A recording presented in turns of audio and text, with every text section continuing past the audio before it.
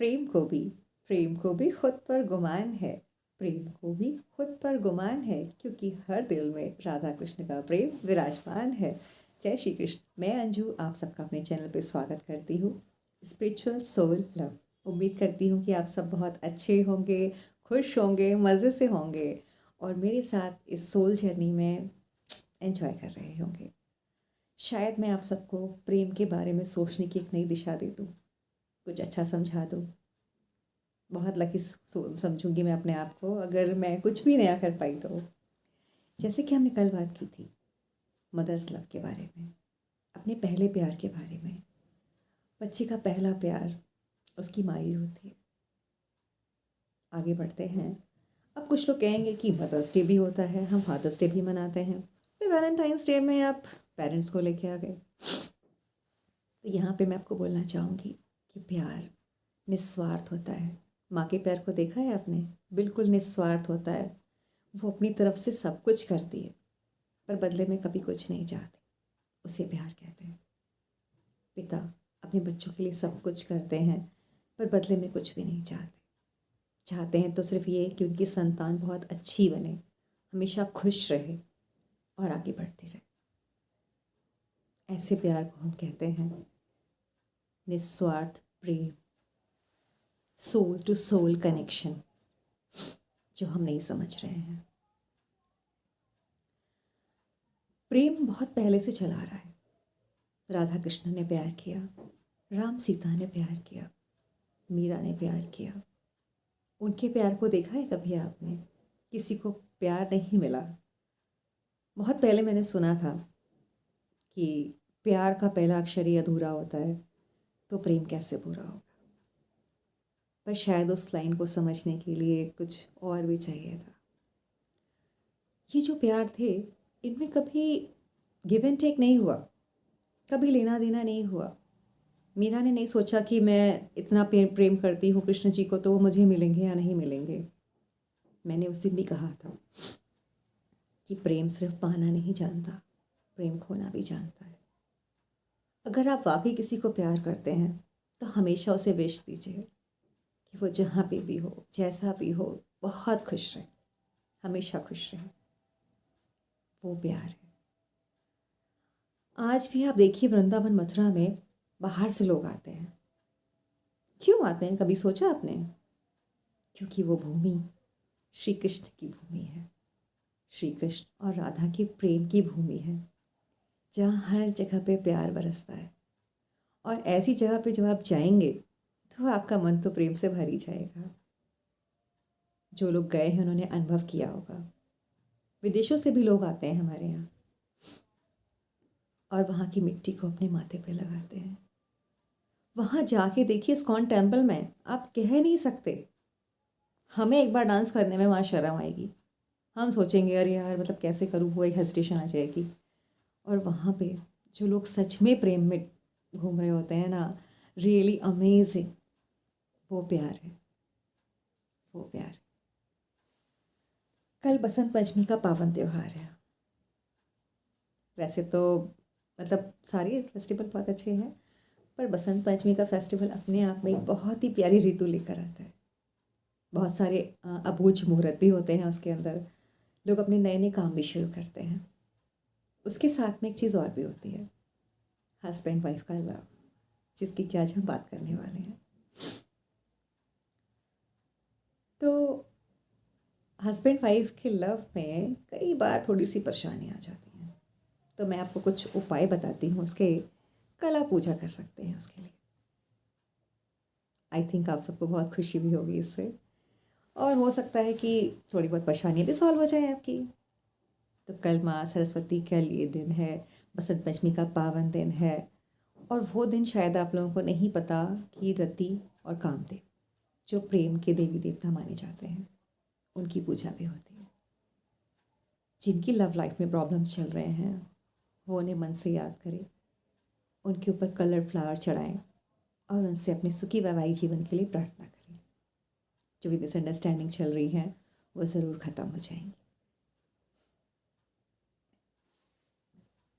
भगवान हमेशा अपने बच्चों का सुख ही चाहते हैं, वो कभी बुरा नहीं चाहते। आपको अपने बच्चों का भाग्य लिखने का अगर मौका दिया जाए तो आप क्या लिखेंगे?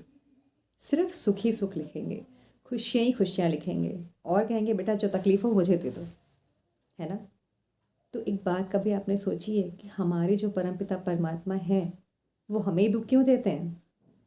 आज लोग पता है क्या कहते हैं? पता नहीं हमने क्या बिगाड़ा था? हमें इतने दुःख दे रखे हैं। हमने क्या किया था? हमारी लाइफ में इतनी प्रॉब्लम्स चल रही हैं। अब आप बताइए अगर आपका बेटा नहीं पढ़ रहा है, तो उसमें आपकी क्या गलती है?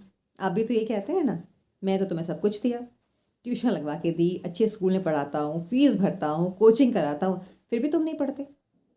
ऐसे वो परमपिता परमात्मा भी हमसे कहते हैं कि बेटा मैंने तो तुम्हें सब कुछ दिया, तुमने नहीं किया तो मैं क्या करूँ?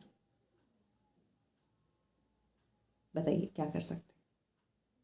हम अपना भाग्य अपने कर्म से बनाते हैं। मेरी ये बात हमेशा याद रखिएगा आप लोग। जिन लोगों को अपने आप से शिकायत है, अपने रिश्तों से शिकायत है, हर चीज़ से प्रॉब्लम है और हर चीज़ में आप भगवान को दोष देते हैं, बंद कर दीजिए। कभी भी भगवान अपने बच्चों का बुरा नहीं चाहते। उन्होंने आपको मनुष्य जन्म दिया, आपको इस पृथ्वी पे भेजा, जानते हैं किस लिए? कि जाओ कुछ अच्छा करके आओ। और हम आके सब इन सब चक्रों में फिर से पड़ जाते हैं और फिर परेशान होते रहते हैं। जिनकी शादी नहीं हुई वो शादी को दुखी है, जिनकी शादी हो चुकी है वो बीवी से दुखी है, जिनकी शादी हो गई है सब कुछ ठीक है वो बच्चों से परेशान है, बच्चे ठीक हैं तो और प्रॉब्लम्स हैं। तो प्रॉब्लम्स कहाँ नहीं है? आप रोड पे चलते हैं ना, रोड भी स्मूथ नहीं होती, स्पीड ब्रेकर होते हैं। ऐसे ही हमारी लाइफ में स्पीड ब्रेकर होते हैं। कुछ ऐसे मोमेंट्स आते हैं जो हमें समझाने के लिए हमारी लाइफ में भेजे जाते हैं कि इनको देखो, इनको समझो, इनको जानो। हम पता है क्या करते हैं, हम गलतियाँ क्यों करते हैं, क्यों रिलेशनशिप में प्रॉब्लम्स आती हैं? जो मैंने ऑब्ज़र्व किया है वो मैंने ये देखा है कि एक्सपेक्टेशन जहाँ आपने एक्सपेक्टेशन कर ली वहाँ प्रॉब्लम्स तो आना तय है। हस्बैंड को वाइफ से एक्सपेक्टेशन है, वाइफ को हस्बैंड से एक्सपेक्टेशन है। नहीं होनी चाहिए, मैं ये नहीं कहती कि नहीं होनी चाहिए, बिल्कुल होनी चाहिए, पर एक लिमिट तक। हम लड़ाइयाँ कर लेते हैं, झगड़े कर लेते हैं, झगड़े इतने बढ़ जाते हैं कि हमें दूरियां बढ़ जाती हैं। क्या ये ठीक है? एक छोटी सी चीज़ के लिए हम इतनी प्रॉब्लम क्रिएट कर लेते हैं, क्या ये ठीक है? एक बार उस सोल लेवल पे जाके देखिए। मैं आज आपको एक बहुत अच्छी टिप देने जा रही हूँ और अगर आप लोगों ने मेरी बात वाकई सुनी और समझी तो आप कभी लड़ेंगे नहीं। क्या करना है आपको जानते हैं? जब भी कभी आपकी फ़ाइट होती है आपके हस्बैंड के साथ, आपके बॉयफ्रेंड के साथ, किसी के भी साथ, घर में भी हो जाती है सॉरी, तो क्या करना है आपको? बस एक बार सोल लेवल पे जाके सोचिए, उसे अलग कर दीजिए, बिल्कुल अलग कर दीजिए और सोल लेवल पे जाके सोचिए कि मैं भी एक सोल हूँ, बहुत अच्छी, और ये भी एक सोल है, बहुत अच्छी। हम मिले हैं यहाँ पे कर्मा पूरे करने के लिए। वो थ्योरी मैं आगे पढ़ाऊँगी आपको, अभी आप ये सुनिए। हम मिले हैं यहाँ पे कुछ अपने कर्म पूरे करने के लिए। तो मैं इनसे इन बातों पे क्यों लड़ रही हूँ जिसका कोई मीनिंग नहीं है? आपको पता है प्यार इतना विशाल है, इतना विशाल है कि उसके लिए तो ये जन्म भी कम पड़ जाए, मगर हम बेकार के चक्करों में पड़ के उन अच्छे आने वाले मोमेंट्स को ख़राब कर देते हैं। सोच ही नहीं पाते कि हमने क्या मिस कर दिया। आप डेली में कितने सारे मोमेंट्स मिस करते हैं पता है आपको? सुबह उठिए, भगवान को थैंक यू करिए, उन्होंने आपको नई जीवन दिया, नई ज़िंदगी दी। आप डेली सुबह सो के उठते हैं, पता है भगवान का बहुत बड़ा आशीर्वाद है। कई लोग तो रात को सोते सोते डेथ हो जाती है, उन्हें पता भी नहीं चलता। भगवान को रोज़ थैंक यू करिए सुबह उठ के, अपनी फैमिली को थैंक यू कहिए, अपने बच्चों को थैंक यू कहिए। और एक छोटी सी लाइन बताती हूँ मैं आपको, सबसे अच्छा तरीका, सिर्फ 4 लाइन है। I am sorry, please forgive me, thank you and I love you. ये बोल के देखिए, आपकी सारी प्रॉब्लम सॉल्व हो जाएगी। कभी आपके चेहरे पे गुस्सा नहीं आएगा, कभी आप लड़ेंगे नहीं, और पता है खुश रहेंगे तो आपकी ब्यूटी भी अच्छी रहेगी। जितनी बार आप गुस्सा करते हैं उतनी बार आपका कितना ब्लड जलता है मालूम है आपको? शायद नहीं मालूम। अंदर से खुश होइए, मैं हमेशा यही कह रही हूँ आपसे, जब भी जैसे ही मैंने अपना चैनल स्टार्ट किया है, फर्स्ट डे से मैं यही कह रही हूँ कि आप खुश होइए, अंदर से खुश होइए, अपनी आत्मा से खुश होइए, और वो खुशी आपको आपके फेस पे बिल्कुल नज़र आएगी। फिर आपको कहीं फेशियल जाने की ज़रूरत नहीं पड़ेगी। दिल से खुश होइए, प्यार को महसूस कीजिए, एक एक पल को जीजिए, छोटे छोटे कामों में एक दूसरे की हेल्प करिए।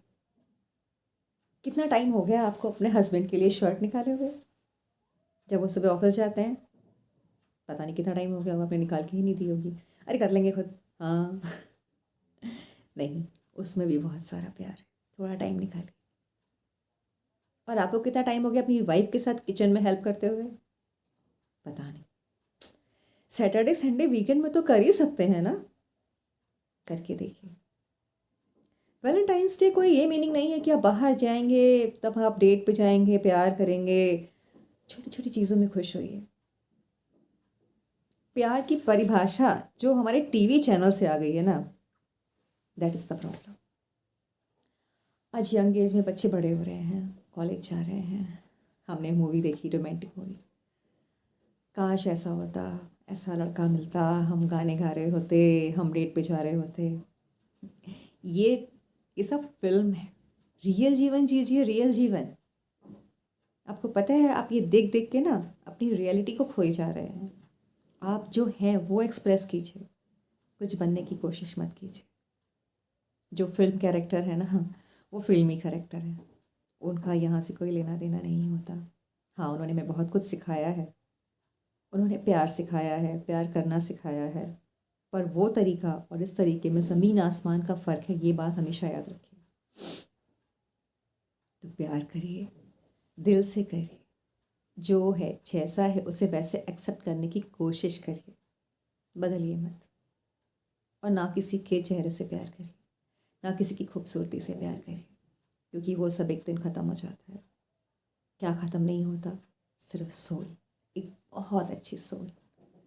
जब आप इस लेवल पे प्यार करेंगे, इस समझ के प्यार करेंगे, तो प्रॉब्लम होगी ही नहीं।